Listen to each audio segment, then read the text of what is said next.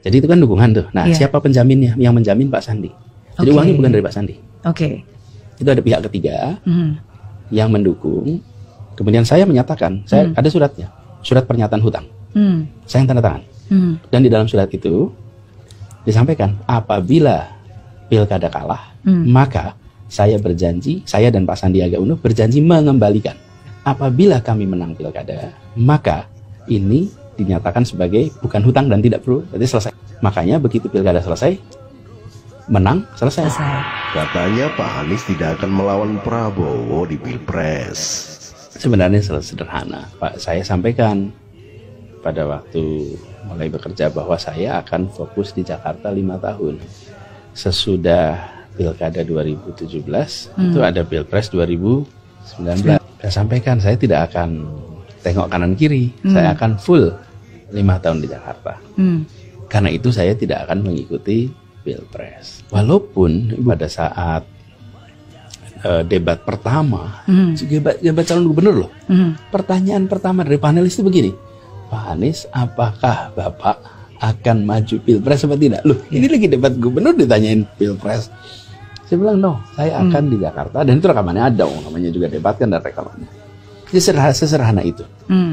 Jadi kita komit 5 tahun dan komitmen itu saya pegang. Jadi ketika di tahun 2018 saya diajak untuk menjadi wakil pasangannya Pak Prabowo, saya sampaikan juga kepada beliau, terima kasih atas undangannya, ini sebuah kehormatan, tetapi saya punya komitmen untuk menyelesaikan di Jakarta selama 5 tahun. Kuncinya adalah menyelesaikan janji dengan warga Jakarta, karena janji saya dengan warga Jakarta banyak. Saya tanda tangan tuh kontrak-kontrak politik dengan warga jaringan rakyat miskin kota, dengan kampung akuarium, dengan masyarakat kaki lima, itu semua janji-janji yang saya harus tunaikan. Apa yang saya harus sampaikan kepada mereka kalau setelah 1 tahun saya pergi, kemudian nanti mereka tidak lagi percaya kepada proses demokrasi, karena yang bertanda tangan untuk mengikuti pemilu begitu saja meninggalkan. Saya tidak mau kerjakan itu, dan itulah yang kemudian saya laksanakan. Dan memang ketika ngobrol itu memang nggak nyebut tahun. Misalnya saya berjanji menyelesaikan 5 tahun. Sadar bahwa elektabilitas Anies Baswedan tak terbendung, di mana sosoknya merupakan pilihan dan harapan rakyat untuk meneruskan kepemimpinan Jokowi di 2024, relawan Ganjar Mania resmi dibubarkan. Mulai ditinggalkan, batal dukung Ganjar Capres 2024, relawan Ganjar Pranowo dibubarkan. Kabar tersebut disampaikan langsung oleh Ketua Umum GP Mania, Immanuel Ebenezer. Rencananya, pembubaran relawan akan dilakukan pada Kamis mendatang. Noel Sapaan Immanuel mengatakan, pembubaran GP Mania dilakukan atas inisiatif sendiri tanpa adanya intervensi orang lain. Kita sendiri yang ingin membubarkan, kata Noel kepada kantor berita politik Ermol. Ia hanya menyebut informasi lebih lengkap akan disampaikan saat konferensi pers pada Kamis mendatang di kawasan Jakarta Selatan. Kita yang mulai, kita yang mengakhiri, tutupnya.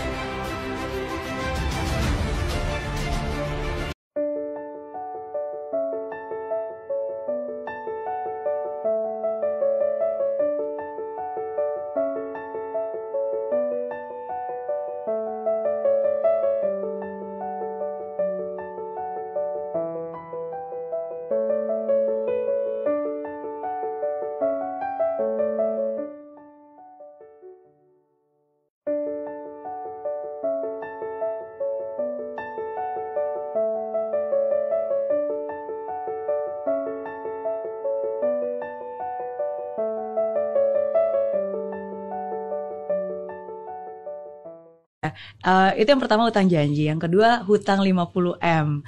Yang terakhir, Pak Sandi menyebutkan setelah didoakan dan juga dipertimbangkan, didiskusikan dengan keluarga, beliau ikhlaskan hutang 50M itu. Menurut tanggapan Pak Anies? Jadi begini, pada masa kampanye itu banyak sekali yang melakukan sumbangan. Banyak sekali. Ada yang kami tahu, ada yang kami tidak tahu. Dan ada yang memberikan dukungan langsung kepada apakah relawan, apakah tim. Nah, kemudian ada pinjaman, sebenarnya bukan pinjaman, dukungan yang pemberi dukungan ini meminta dicatat sebagai hutang. Jadi dukungan yang minta dicatat sebagai hutang. Lalu kami sampaikan, bila ini kan dukungan untuk sebuah kampanye, untuk perubahan, untuk kebaikan. Bila ini berhasil, maka itu dicatat sebagai dukungan. Bila kita tidak berhasil dalam pilkada, maka itu menjadi hutang yang harus dikembalikan. Oke. Jadi itu kan dukungan tuh. Nah, siapa penjaminnya? Yang menjamin Pak Sandi. Jadi uangnya bukan dari Pak Sandi. Itu ada pihak ketiga yang mendukung. Kemudian saya menyatakan, saya ada suratnya, surat pernyataan hutang. Saya yang tanda tangan. Dan di dalam surat itu disampaikan, apabila pilkada kalah, maka saya berjanji, saya dan Pak Sandiaga Uno berjanji mengembalikan. Dan saya dan Pak Sandi, yang tanda tangan saya, apabila kami menang pilkada, maka ini dinyatakan sebagai bukan hutang dan tidak perlu, jadi selesai lah. Gitu, itu bentuk dukungan ya, dan sudah selesai, betul. Jadi itulah yang terjadi. Makanya begitu pilkada selesai, menang selesai. Saya ingin garis bawahi, Bu Mary di sini. Kenapa kalau kalah malah bayar? Iya, kenapa? Kan kalau kalah bayar. Iya. Biasanya orang berpikir kalau menang bayar. Gitu. Iya, udah kalah bayar lagi. Aduh, itu kan lebih beban lagi. Ya, biar motivasinya lebih serius. Kalau kalah, maka saya akan berada di luar pemerintahan. Maka di situ saya cari uang untuk mengembalikan. Mungkin saya bisnis, mungkin saya usaha apapun supaya mengembalikan. Saya di luar pemerintahan. Kalau saya menang, saya masuk pemerintahan, saya tidak cari uang di pemerintahan untuk membayar itu. Dan kalau tidak, saya harus ngumpulin uang bayar hutang. Lah bukankah ini yang menjebak kita selama ini? Betul. Dengan segala macam praktek-praktek fundraising untuk apa? Untuk biaya pilkada. Kemarin sebaliknya. Bila kalah, maka saya di luar pemerintahan. Sah dong cari uang. Betul. Sah dong punya usaha. Betul. Tapi begitu menang, saya di pemerintahan, malah tidak usah. Justru itulah dukungan Anda untuk Jakarta yang lebih baik. Betul, bukan? Dukungan untuk membawa perubahan untuk itu. Perubahan Jakarta. Jadi mengembalikannya dalam bentuk perubahan. Janji apa yang bakal dikerjakan gitu kan. Persis. Itu mindset baru. Cuman kan itu ada perjanjian yang karena ada seseorang yang mengungkap, ya sekarang kita ceritakan. Ada dokumennya. Jadi kalau memang satu saat itu dianggap perlu dilihat, boleh aja, tidak ada sesuatu yang luar biasa di situ.